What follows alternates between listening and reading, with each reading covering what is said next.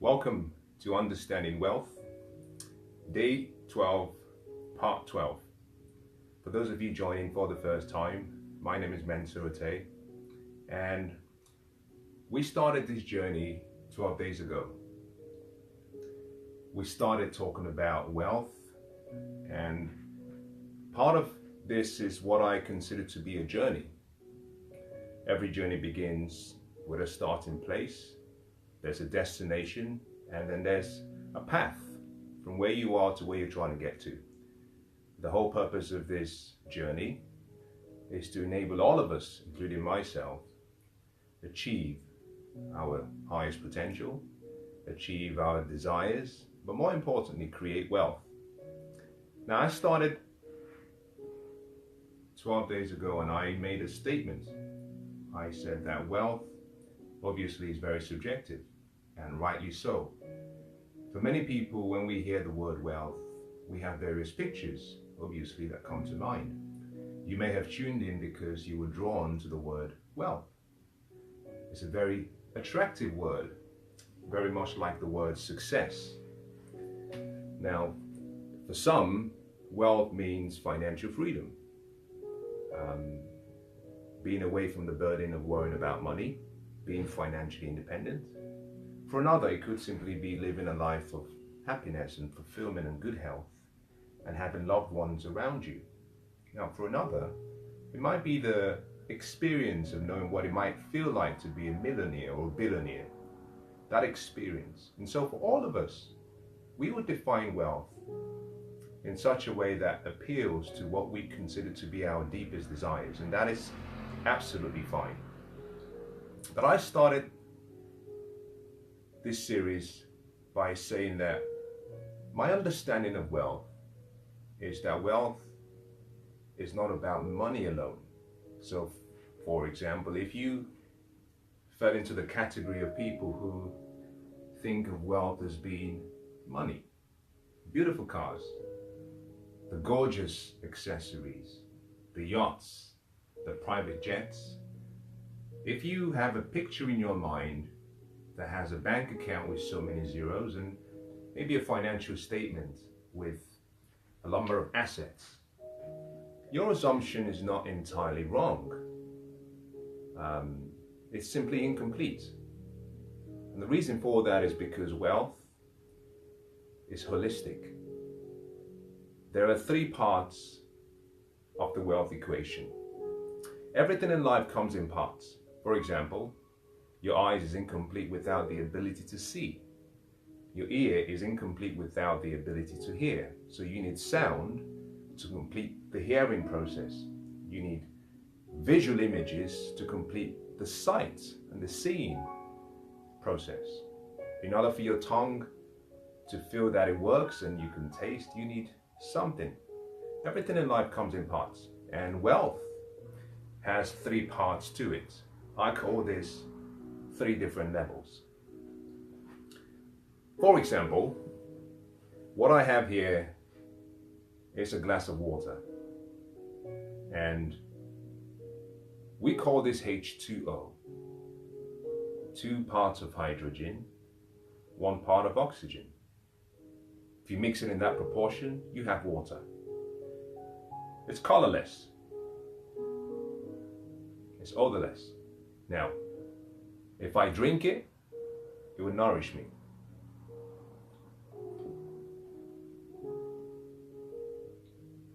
Now, if I decide to mix or change the composition of what's in this glass, let's assume, for example, I decided that I want to mix 2 parts of hydrogen with 2 parts of oxygen instead. What I've created is a different compound. It's called H2O2. Now, many people refer to it as hydrogen peroxide. It's colorless. It will be odorless as well. But if I drink it, it will kill me. It will poison me. Same component parts mixed in a different ratio gives a different outcome. And so I started day one by explaining that all of us have to understand the 3 levels of wealth to really have a really complete and fulfilled experience of what wealth is really about. Now, I started by sharing that the highest level of wealth is spiritual wealth. Just under spiritual wealth is mental wealth. And at the lowest level of wealth is what I call physical wealth. In other words, you had spiritual, you had mental, and you had physical wealth. Now, the three levels of wealth are connected, but they operate independently as well.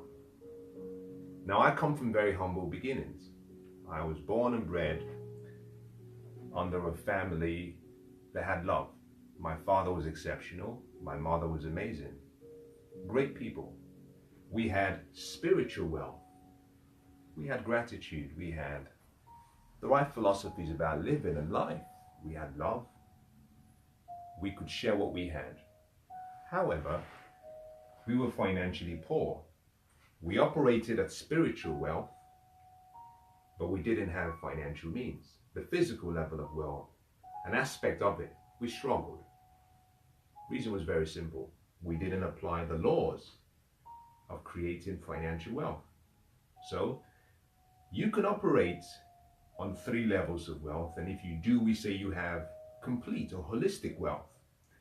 You can also have just one. Now, I make reference to this formula to make a point. Success comes like wealth as an equation. You have achievement or productivity or creativity, your ability to set goals and achieve them, combined with what we call fulfillment. And fulfillment deals with happiness and joy and love and understanding and living from a place of abundance. But also you must combine that with what we call lifestyle, which is how you live, how you interact with people, whether you have wisdom, whether you have purpose. Altogether, that is success. So wealth, like success, comes in three parts. If you change the outcome, you've changed the ingredients. So to experience wealth completely, you need the three of them. And I started day one by explaining that although three of the levels are connected, to appreciate and experience all three levels, you need to understand yourself. You need to know who you are. And the best starting point to understanding the three levels is to know who you are. Therefore, I started by explaining that if I were to represent this as a diagram of myself, spiritual level of wealth is the recognition and the coming to the understanding that I am a spirit and I am. Those two words make all the difference. And I'll talk about it as we journey through today's session. Spiritual level of wealth is expressed. You are love, I am love. Love has to express itself. So when you are in a pure state of love, and I'm not referring to the physical and lustful attraction that we experience on a regular basis, I'm talking about real love. You know, Mother Teresa is considered a really inspiring lady because she had love. When you are experiencing and expressing pure love, at that point in time, you are operating and you are living at the spiritual level of wealth. Now, the mental level of wealth deals with the mind. The great King Solomon said, "As a man thinks in his heart, so is he." As a matter of fact, James Allen took that proverb and he wrote a book called "As a Man Thinketh." In other words, whatever you can conceive in your mind, and if you can believe it, you can achieve it.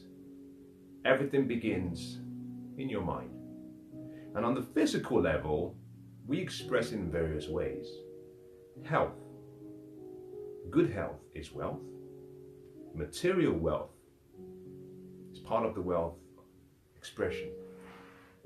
And I started 11 days ago on the lowest level of wealth, and I was trying to show you over 11 sessions how you can achieve material wealth, at least the financial freedom. Now, I began with the lowest level of wealth for a reason. because it's the lowest level. And ever since we started, we've been going upwards. Now we have completed the first part of the series. We've completed the financial freedom journey towards wealth. And we moved 2 days ago, we started the second section, which is dealing with the mental level of wealth. And so today is day 3 of understanding wealth on the mental level.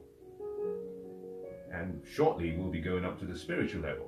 My intention is so you can experience all 3 and that you have a guide to having an exceptional life. To understand the 3 levels of wealth, you have to understand yourself. If this was to represent me, you might say that is a diagram of me. That's a diagram of Mensah. But let me explain something. I am not my body. I am a spirit. The best part of me you would never get to see. Not with your natural eyes. Because I'm a spirit. Now, I live in a body. And I have a mind. Now, some people say it's a soul. I don't really mind what you choose to call it. Some people refer to it as a trinity. The best example I can give you is go back to the glass that I had earlier on. Water. If I were to reduce the temperature of the content of the glass below freezing temperature, the water I have goes from a liquid state to a solid state. It freezes. If I were to raise the temperature, it comes back to what it was, liquid, maybe normal temperature, maybe 10 degrees, 11 degrees, above freezing. Now, if I kept increasing the temperature, I get it to a point where it starts to boil. And then it goes from being liquid to being vapor. So you can say water occupies 3 different states. You and I occupy 3 different states: spiritual, mental, physical. And that's the reason why to express and experience wealth completely, you've got to have it on the 3 levels. If you have one without the other, you've altered the equation. Now, today I'm going to talk about an aspect of mental wealth that I think some of you might find fascinating. Some of you might not. I don't really mind. I'm not here looking for followers. I'm here to serve, and I'm looking for the believers. So if I find someone who benefits from what I share, then I consider today to have been successful. I'm going to be talking about imagination. Imagination. When I started the second section of the mental series, we talked about the mind, and I made reference to the fact that the only way you can really experience wealth at the mental level, but more importantly at the physical level, is you have to understand your mind. You must understand your mind. Now, we all have been given what we call senses. We have 5 senses. With those senses, we can relate to our environment: sight, sound, touch, taste, smell. We've also been given 6 higher faculties. Very few people understand that aspect of themselves, and that is the reason why I said you've got to know yourself. The challenge we all have is education provides us with some level of knowledge to enable us think, but more importantly, to enable us go and find what we need to live the life we want. 2 days ago, I made reference to what I call the 4 corners of learning. I call this the 4 corners of learning. Academic education, professional education. Now, this is where the school system comes in. You're taught how to read and write. You're taught some level of technical competence. And then later on, you understand more about the specific profession you want to spend the rest of your life in. And so you're taught how to be a doctor, you're taught how to be a nurse, you're taught how to be an engineer. This we call formal education. The challenge and the tragedy is they're like a glass of water. You only have two parts of the complete equation. So the outcomes will not be precise.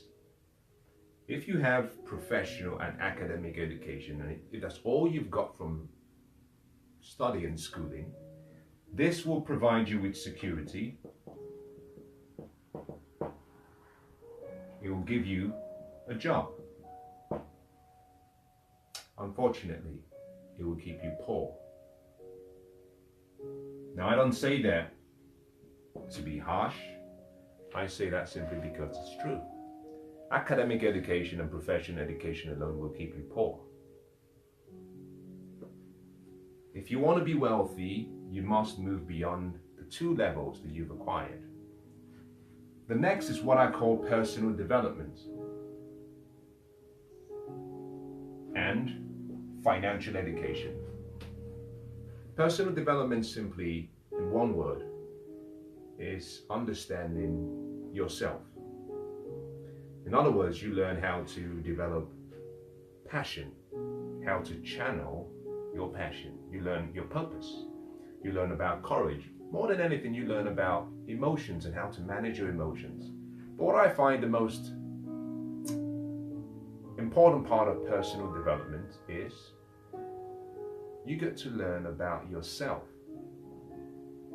And I found that the more I studied about myself, the more I started to see that we all have a level of greatness in each and every one of us as seeds.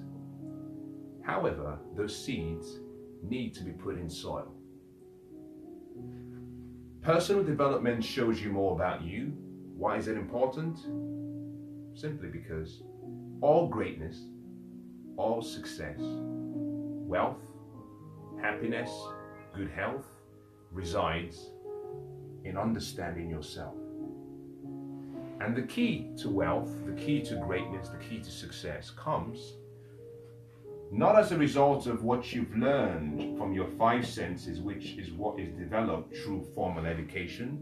They teach you how to see, they teach you how to read, they teach you how to distinguish sounds, they teach you how to smell. That is what you learn through academic understanding. Personal development takes you a little bit deeper and teaches you about your 6 higher faculties: imagination, perception, intuition, will, reason, memory. All of these higher faculties is what leads to greatness. Think about this.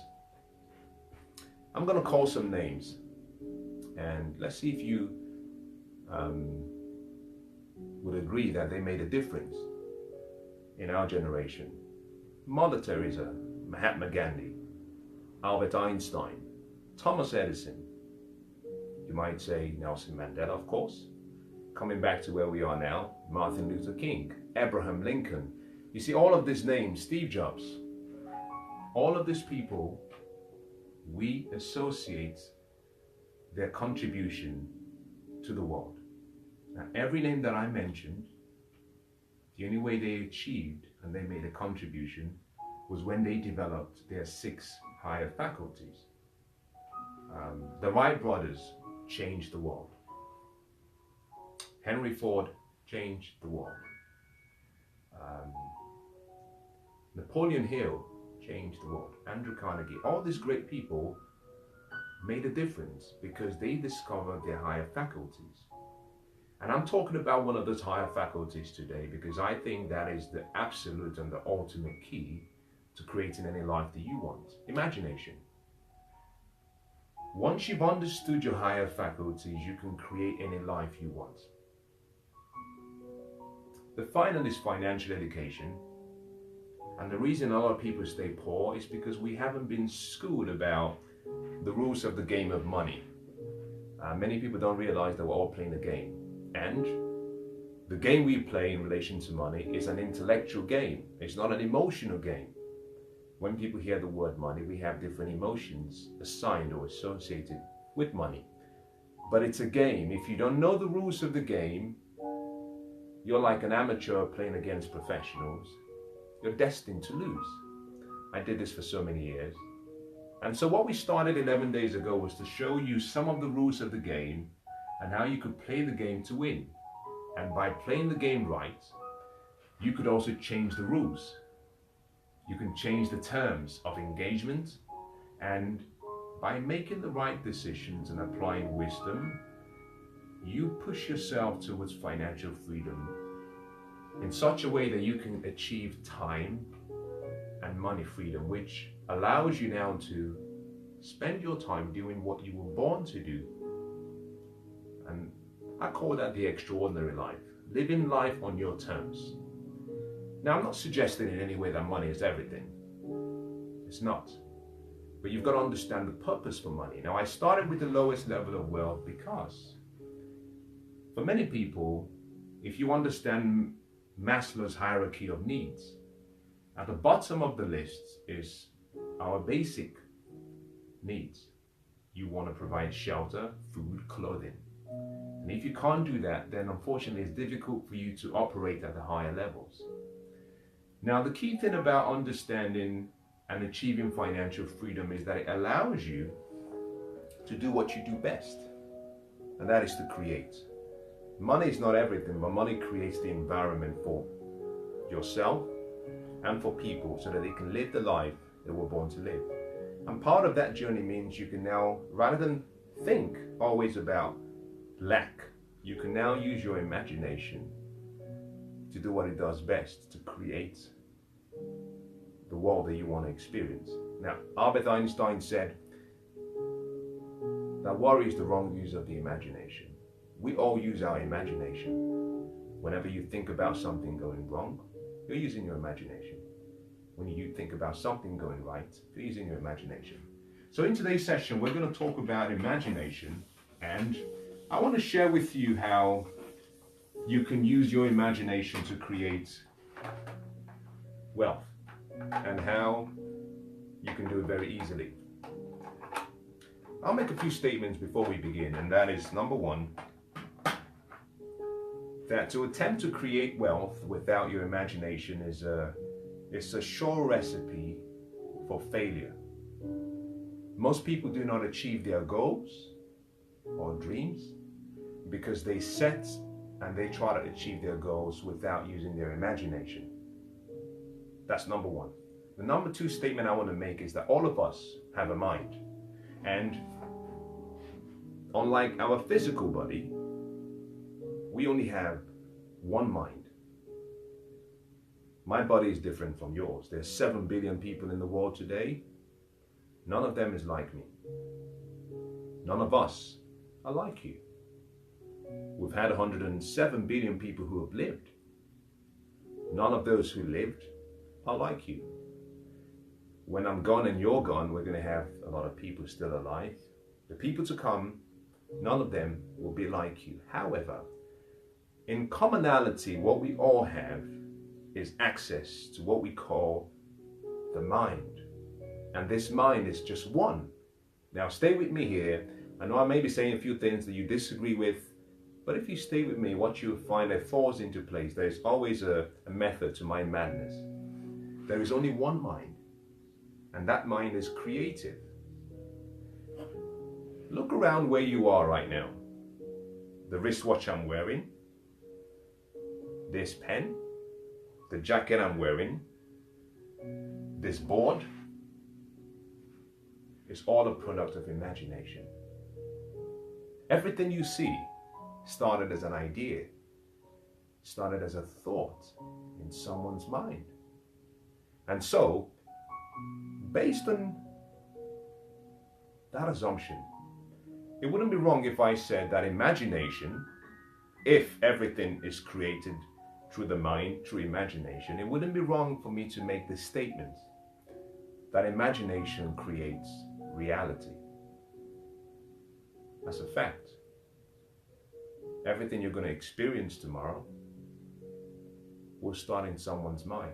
So, if you want to create wealth, and I'm talking about holistic wealth now, I'm not just talking about money. I'll let you decide what that means to you. If you want good health, you've got to start in your mind. If you want prosperity, financial prosperity, you've got to start in your mind. If you want happiness and joy and love, you've got to start in your mind. And here is the key thing. Statement number 3 is this word.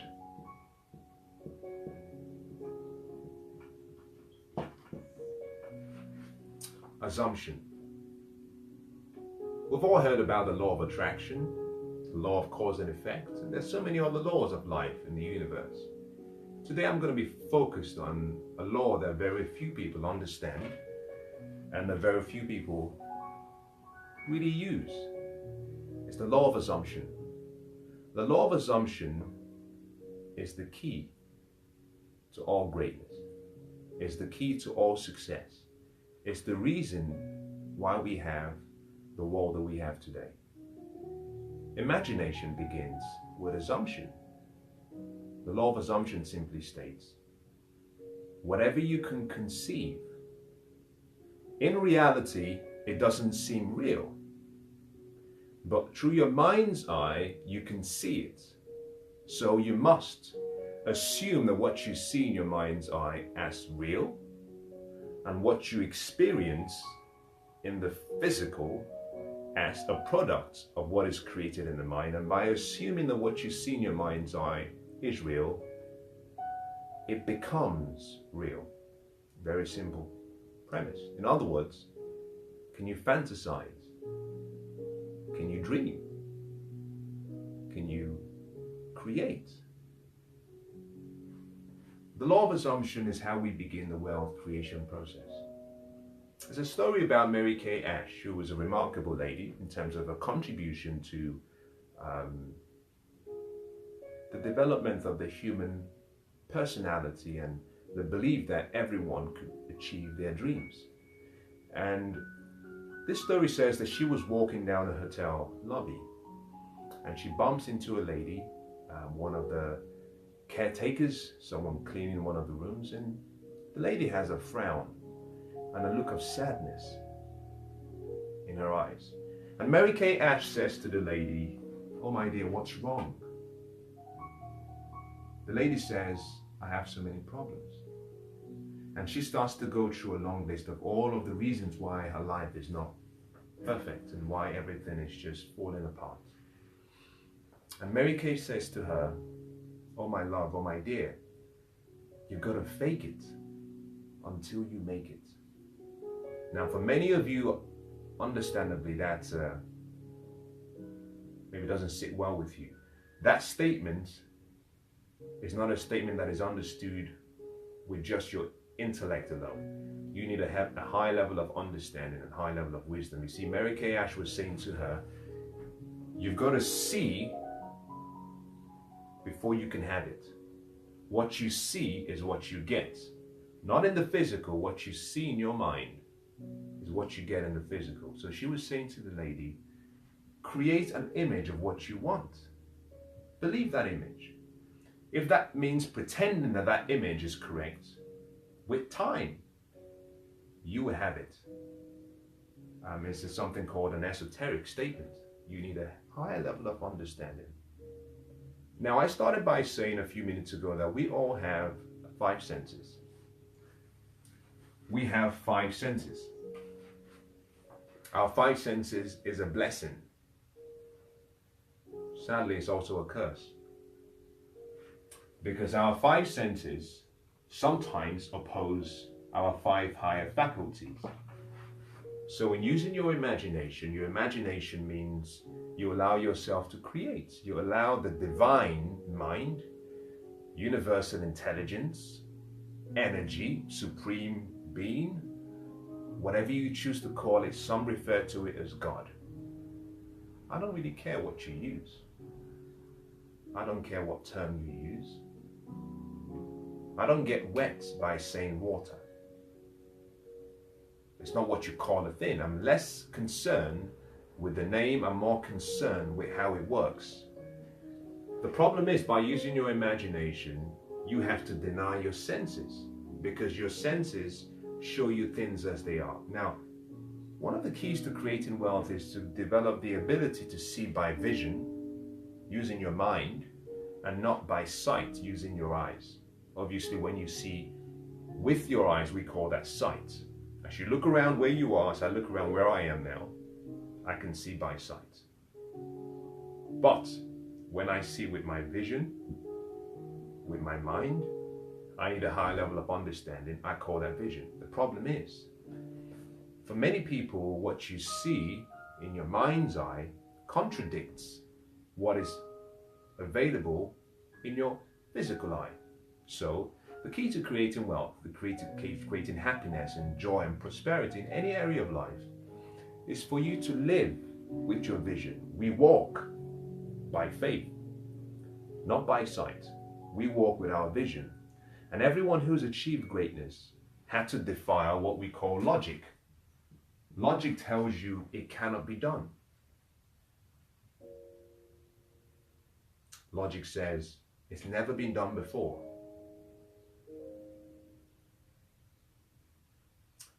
I'm drawn to a very inspiring lady, Diane Nead. At the age of 65, she had attempted to swim from the coast of Cuba to Florida. She'd done it 4 times, I believe, and she had failed. She tried when she was a teenager, when she was in her 20s, her 30s, and she failed. At 65, she attempted what was seen as an unachievable feat because so many people had tried before. The difference this time around was that she had promised herself that she would find a way. Why? She had created a picture in her mind of arriving on the shoreline in Florida, having accomplished the feat. Diane Nead.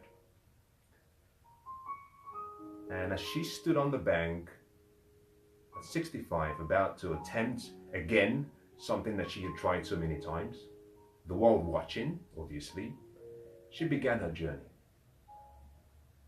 1 lap, 1 stroke. 1 lap, 1 stroke. 72 hours later on, she achieved a dream, a goal that everyone said was impossible. Why? Logic. Logic said it cannot be done. By sight, it just wasn't possible. But by vision, she created a picture of what she wanted to achieve. She applied the law of assumption, meaning she assumed that she had achieved it. And all she had to do was take 1 step at a time. If you're going to create wealth, if you want to experience the mental level of wealth, you've got to tune into the law of assumption.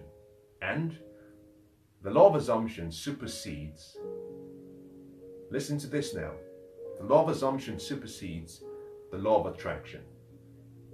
It supersedes the law of vibration, and it supersedes the law of action. I'll say that again because I think it's very important. The law of assumption is the law of life. It's the whole purpose for life. The law of assumption supersedes the law of attraction. It supersedes the law of vibration, and it supersedes the law of action. Now, by thought, what you want is created. By expectation and feeling, it's sent to you. By action, you receive it. Now, if you want to bring in the laws into that statement, it simply means by thoughts, law of attraction. By expectation and feeling, that's the law of vibration. Action is the law of action. So, for example, the law of attraction only begins when you've created the vibration state, the feeling for that attraction to come. But you don't receive it until you take action. However, all of those 3 laws are superseded by the law of assumption. The point I'm making is this: if you want to create wealth, you have to understand your imagination and how it works. And your imagination only works perfectly if you understand the law of assumption. As we begin this journey, this is what I want to share with you today. I'll do my best to conclude in a short while. And let me start by saying this. I'm going to focus on 3 different themes as part of this discussion. I'm going to try and cover the why, I'm going to try and cover the how, and then I'm going to try and cover what. I'm going to show you why you need to use your imagination. I'm going to show you how to use your imagination. I'm going to show you what to do. And I think with those 3, you would have a perfect recipe to achieve whatever dreams you want. Doesn't really matter what it is. Good health, happiness, love, joy, success, prosperity, good fortune, you name it. Whatever you can conceive in your mind, with your imagination you can achieve. So the first point we have to start with is recognize, like I said, imagination creates reality. And if you understand the law of assumption, then you can use your imagination. Your imagination exists. You don't try to get it. You don't try to find it. We all have a mind. We all have that imagination. What you must do is create the state. Now, think about this, for example. If you're happy, that's a state. If you're sad, that's a state. If you're excited, that's a state. Let's assume you walk into the office and something happens and you react. That's a state. So life in itself is simply states. Wealth is a state. Financial freedom is a state. Success, perhaps in relation to material success, financial success, relational success, all states. Having a great health condition is a state. All of us, we live in states. What we must do is create the states, position the state in the imagination, and let the imagination do the work. You don't do the creation. The imagination, that part of you does the creation. All you do is create the state you want. I'll say that again. If you want to achieve wealth, you must create the state. Place the state in your imagination. The creation process then begins. So everything you see, when the Wright brothers achieved their dreams, they didn't create flight, because nothing is created or destroyed. They didn't do it themselves. They created the state they wanted. They placed it in their imagination. They achieved it. So the first thing you want to understand is, why should you use your imagination? Very simple. Without the use of your imagination, you're going to live a limited, unfulfilled life. Say that again. Without the use of your imagination, you will experience an unfulfilled life. And guess what? Your imagination creates. You create. Your imagination creates. You can create. We have 3% of the population and more than 97% of the rest of the population combined. That doesn't seem right. It's the truth. 3% achieve more financially than 97 combined. How? The 97% are trying to create themselves. The 3% recognize, let the imagination do the creation. The difference between the lifestyle is simply the word W. That word is wisdom. And the poor get poorer because they transfer their knowledge and understanding to their kids, and we're recycling knowledge. The problem is, like the old writer says, my people perish for lack of understanding. They just don't know. And so, in all you're getting, get understanding. It's what the wisest man who ever lived and the wealthiest person who ever lived said. King Solomon said, wisdom is the principal thing. So, in all you're getting, get understanding. Don't try to get money, get understanding. Because understanding is what allows you recognize that there is and can only be one creator. You can choose to do that yourself, or you can allow your imagination to do that for you. Greatness comes in when you recognize the power of your imagination and you let your imagination do what it's there to do. Create the world that you want. Your responsibility is not to try and achieve the goal.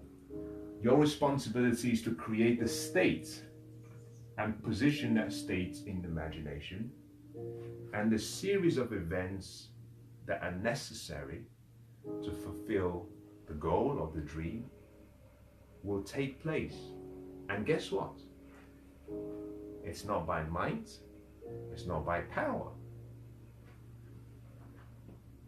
It's by the strength of your imagination. For so many years, we've all believed that hard work alone creates success. We've believed that hard work is the key to a good relationship. Hard work is the key to having a fulfilled life, good health. Not so. You've got to use your imagination. The imagination creates what you want. You have to decide what that state is. So what I'm going to show when I move to the how and the what is I'm going to show you how to create the states. But more important, I'm going to show you how to let go and let the imagination do the work for you.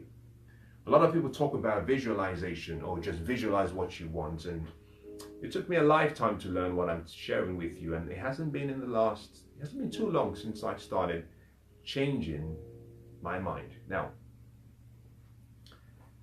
I started by saying we all have just one mind, but different arrangements of the same mind.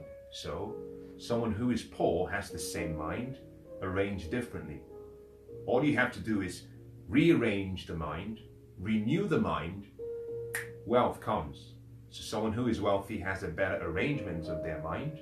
The more they arrange the mind and they create beautiful states and they let the imagination do what it does best, the more they get wealthy. The key is simply rearranging your mind.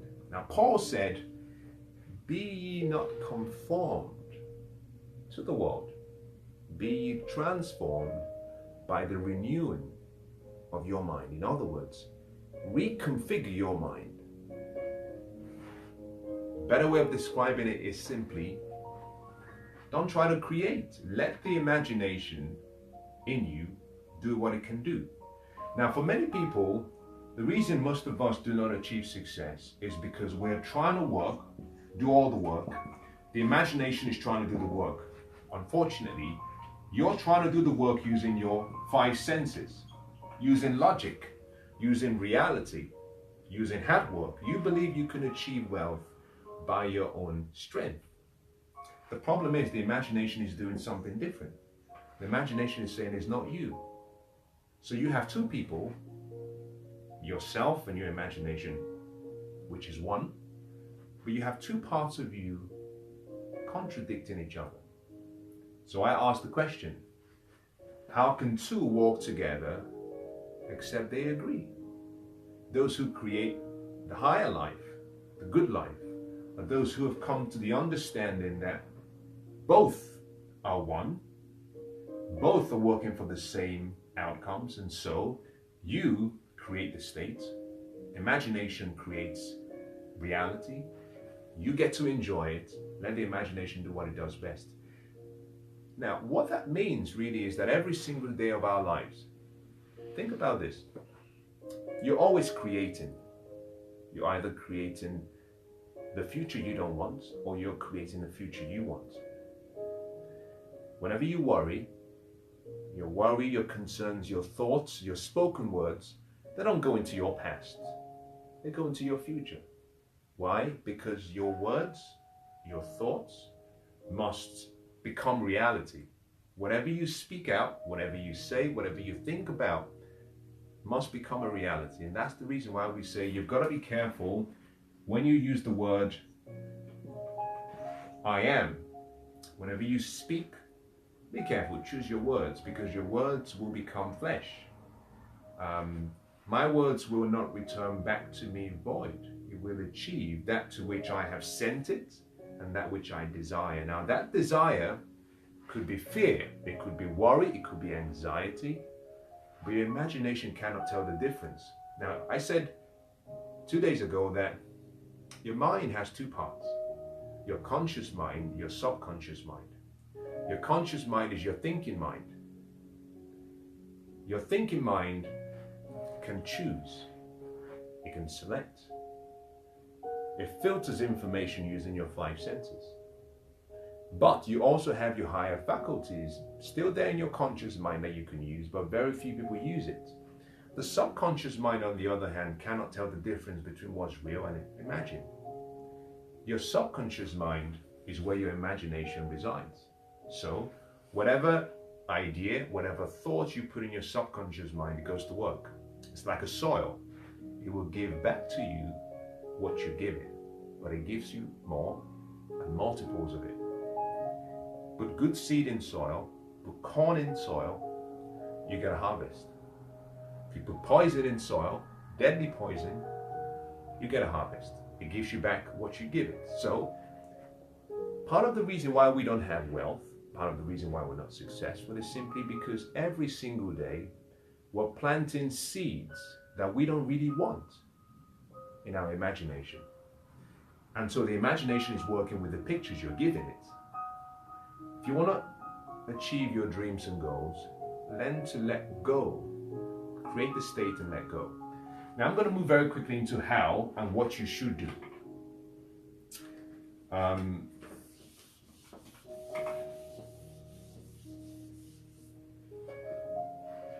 How do you begin this process of creating states and creating what you want?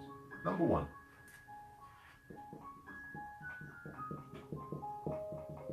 decide what you want. The supply is infinite. You can have anything you want in life, but you've got to be definite. A lot of people don't know what they want. You've got to know what you want. So let's make this practical. Let's say, for example, you want to, let's say you want to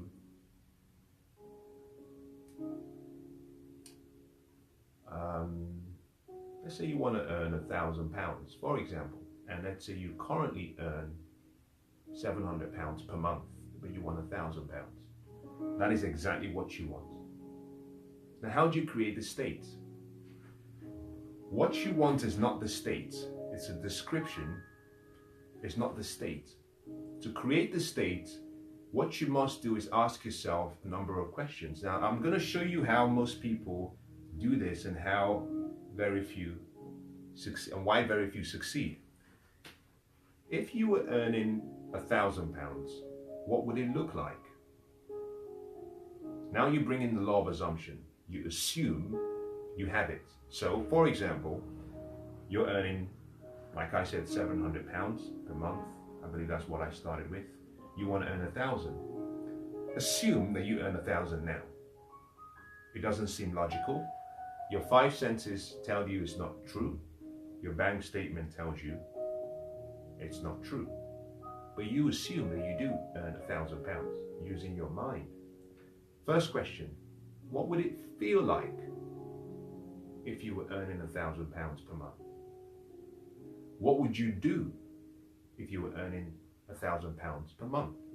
How would you know that you're earning £1,000 per month? So you go into your mind's eye, in other words, your imagination.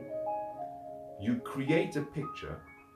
More importantly, you create a motion picture of what it would feel, taste, touch, smell like if you were achieving £1,000 per month. So you bring in your senses, not with your natural senses. In your mind's eye, you give that state what we call sensory vividness. See yourself achieving it. Feel yourself achieving it. Feel you doing what is necessary. And once you've done that, what you've started to do is create the state. Now here is where it gets really, really important. You can ask yourself, what would you do? Now here is the big drama most people make. Some people say, act like the person you want to become. That is okay, that's all good.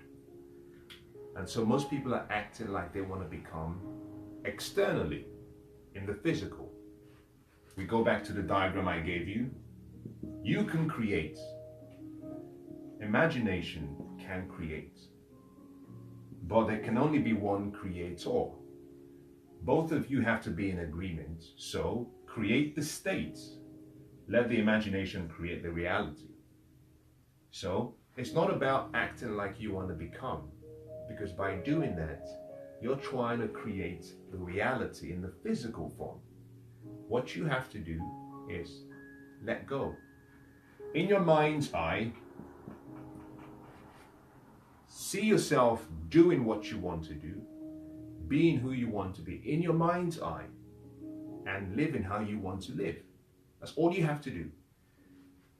Now the question is, how do you get confirmation? Because every state created requires confirmation.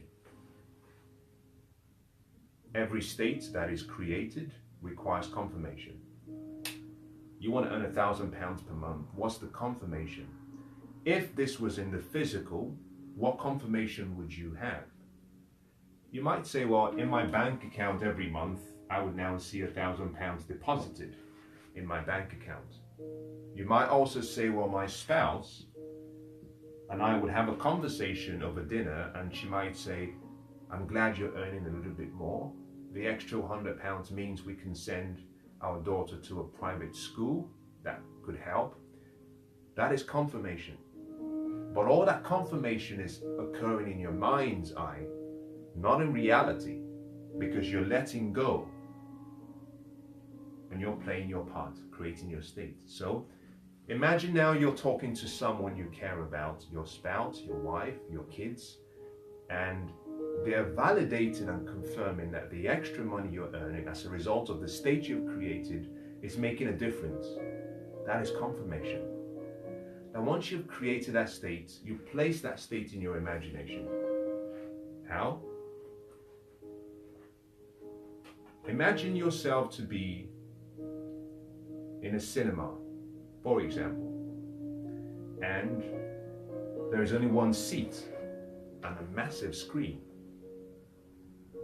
Imagine yourself walking into that room, sitting down, and the screen comes up. And what you can see is your life, is the future you want, with everything you want, living the life you want. Perhaps as a result of the extra £300 you have, you've moved to a bigger place, maybe more rooms in the apartment, maybe an extra space, storage, play space for your little kids. You must see the end, and this is where I come to number two. Number one is decide what you want. Number two is create the state.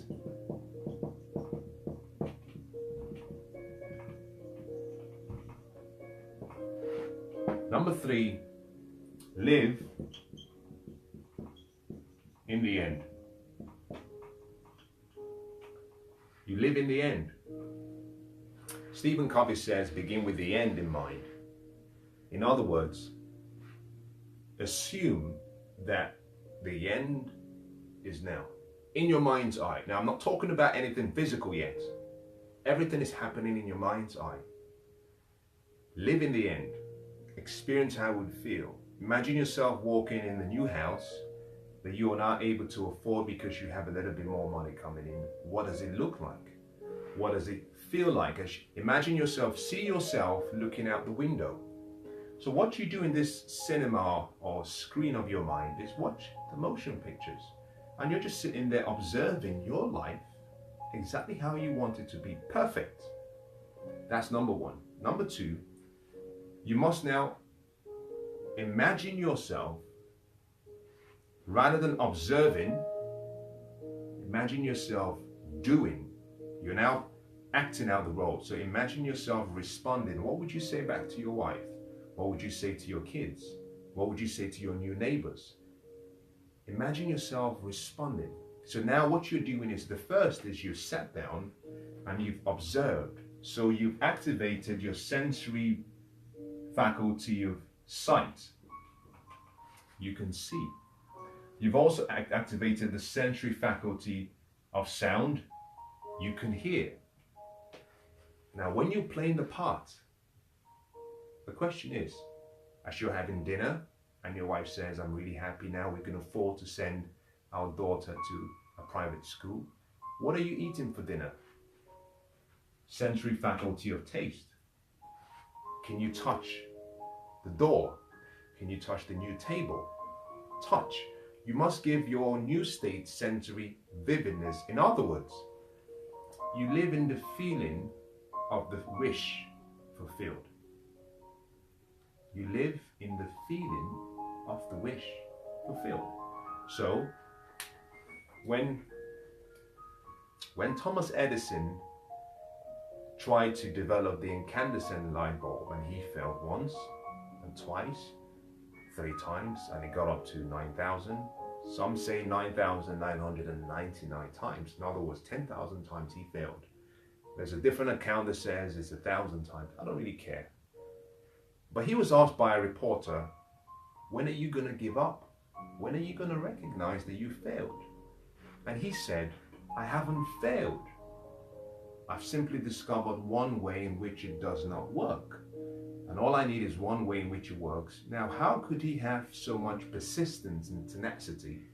It wasn't because he was exceptional and he had strong will. None of that. He had in his imagination, he had seen it working. And so, what he could see by sight was temporary, because he knew what he had in his vision was the real thing. His imagination had created the state that he wanted, and all he had to do was wait. So, once you've lived in the end, you're ready for number 4, which is wait. There's a season for sowing. There's a season for harvest. Both do not occur at the same time. Both cannot take place in the same season. In other words, you cannot sow and reap at the same time. Every farmer understands this. You must put the seed in the soil.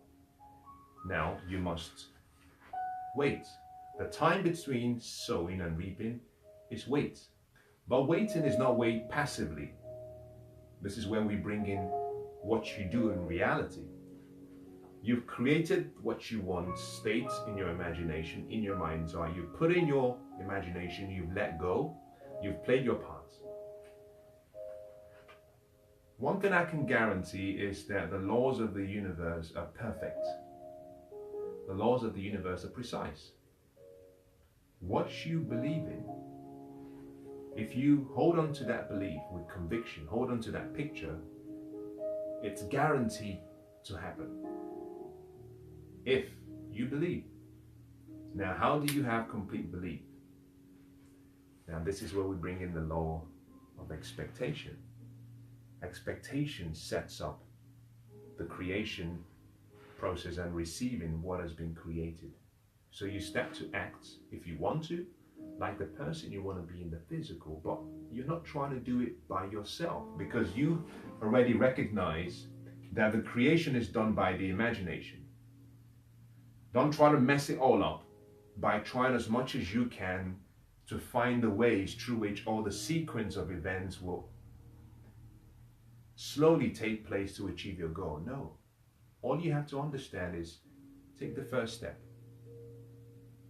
and be rest assured and comfortable and calm in your heart that the events that need to happen for the desired outcome to be achieved will come. It's not for you to find it yourself. Now, this is where many people do not understand success. Napoleon Hill says, if you think that hard work alone create success, perish the thought. He says hard work, when it comes, does not come by hard work. It says success and wealth and riches does not come as a result of hard work. When it comes with as a result of a burning desire, state, definiteness of purpose, and following basic laws. In other words, create what you want and let go. Now, you might decide to do things in the physical that push you towards that goal you want, and that's perfectly okay, but don't do it on the basis that you're in control. Do it because you have expectation. Don't try to achieve it on your own. If you do, what you're doing is it's like two people opposing themselves, trying to achieve the same thing, but one person is fighting each other. And what happens with your imagination? Eventually, it will let go, and it will let you do what you want. And unfortunately, because you're trying to do it by intellect, hard work, smart, you will fail. Now that is how you create your state, and that is how you achieve your dreams.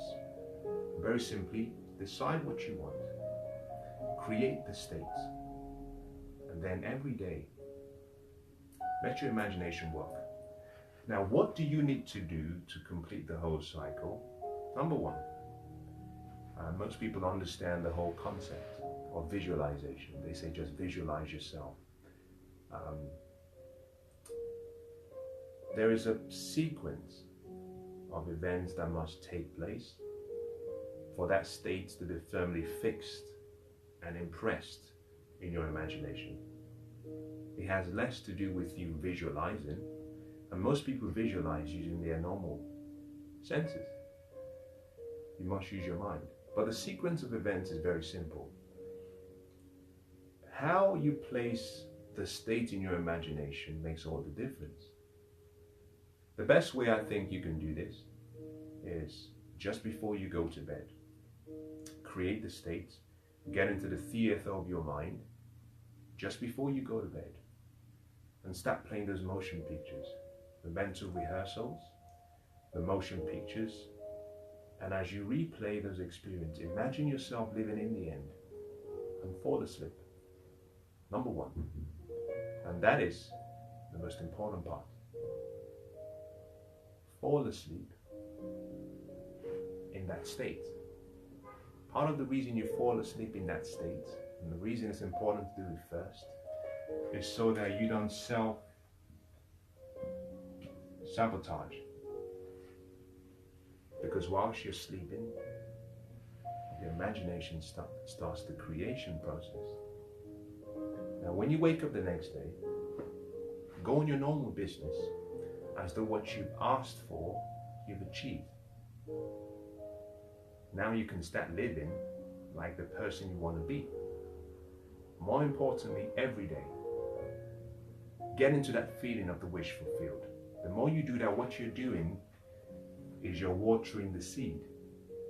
The seed is in soil. There is a waiting period. That waiting period could be 1 month, 2 months. But as you pour expectation on that soil, that seed starts to grow. So all you have to do is every day live in the feeling of the wish fulfilled, not in the physical, in your mind. In your mind. You can be in the physical state of using your 5 senses and still not achieve your dreams because you're not using your mind. Every day, it could be 5 minutes. Just play that image. Get the feeling of how it would feel. For example, is it raining? In your mind's eye, what is the temperature of the water falling on you? Get in your mind's eye every day. And what you find, there will be a series of events that come into your life. A lot of it you have nothing to do with. Some of it you might have something to do with.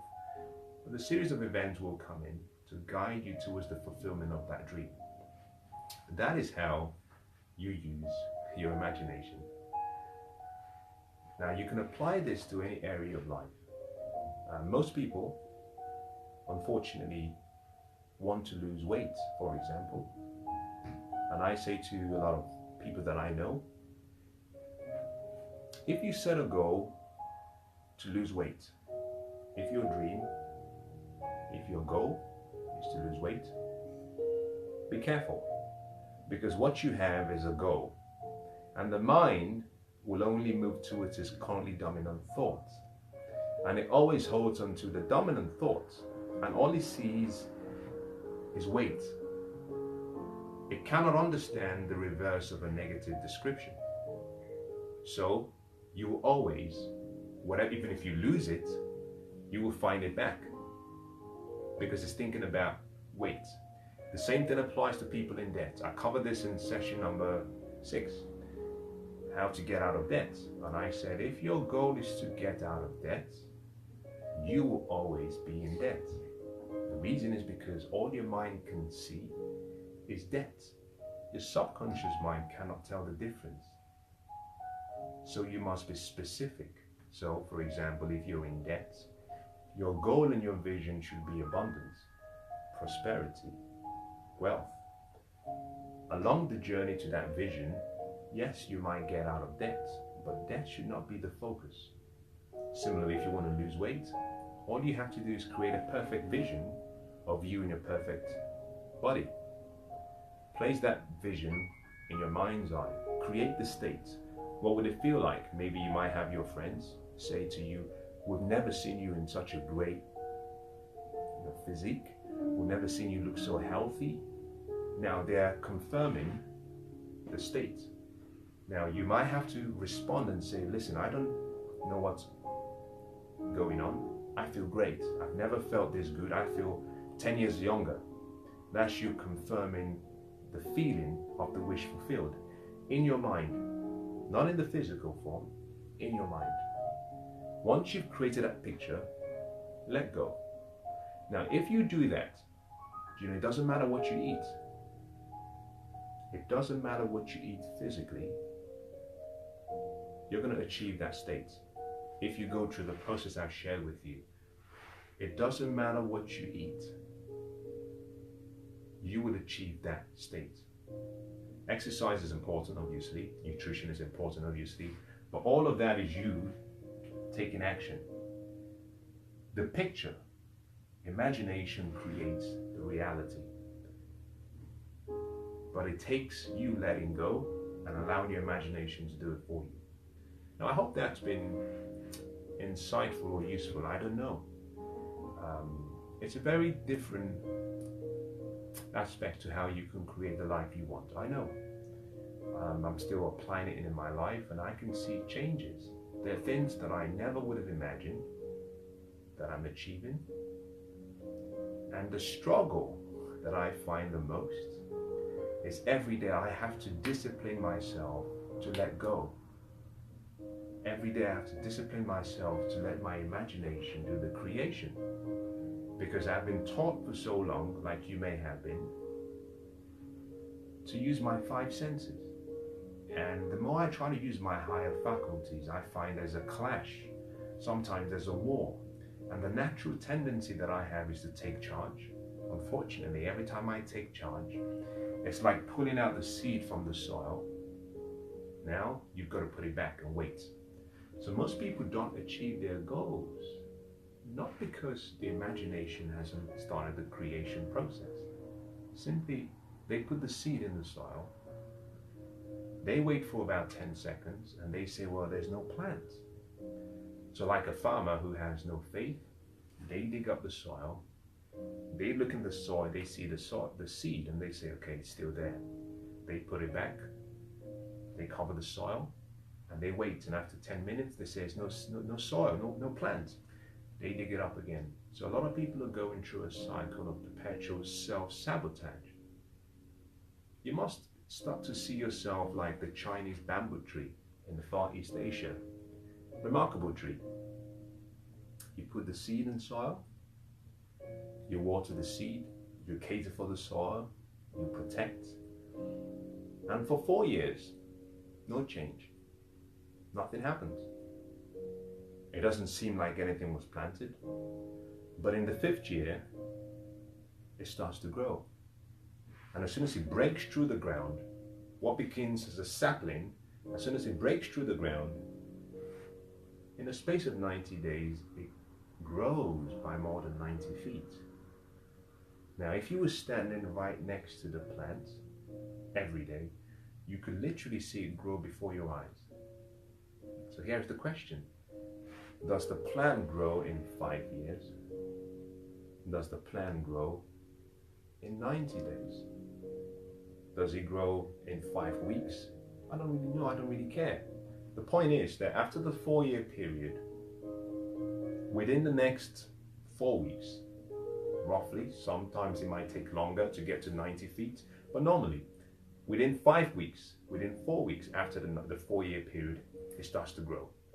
And it will grow up to 90 feet. Now that 90 feet height sometimes will take 4 weeks, sometimes it would take 12 weeks, which is why I said 90 days. It doesn't really matter, but the point is, your responsibility is to put the seed in the ground and wait. There's a season to sow, there's a season to reap. You can't do both in the same season. You can't do both at the same time. You've got to let go and let God. Now, I hope that's been insightful. I hope you found something worth sitting in for. We're going to start again tomorrow, day number 13. And I'm going to bring to a close the mind wealth section.